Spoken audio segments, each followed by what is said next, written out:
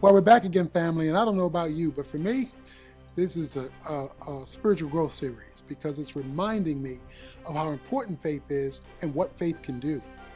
This past Sunday, we talked about its power to take a barren womb and a time period that was far past any possibilities, and God demonstrate how powerful He really is. In fact, He says, "Is there anything too difficult for me?"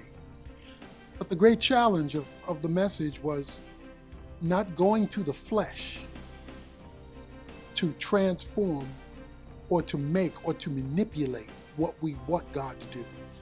We're all tempted to go to the flesh, to go to a human approach outside of God. I want you not to give up. What God has done for others, He can do for you. I want you to draw close to Him so that you know what His promises are and you know what they are for you. So you're not just being generally, God's good. But what is He saying He wants to do in your life and your heart?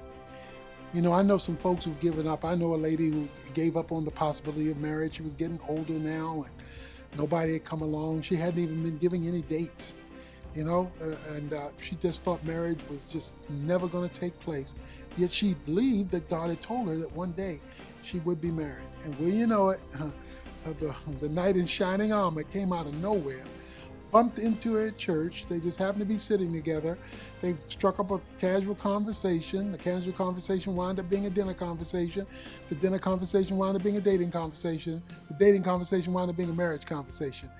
And she said, whenever she would think about the possibility of marriage, she would laugh, knowing it would never happen to her.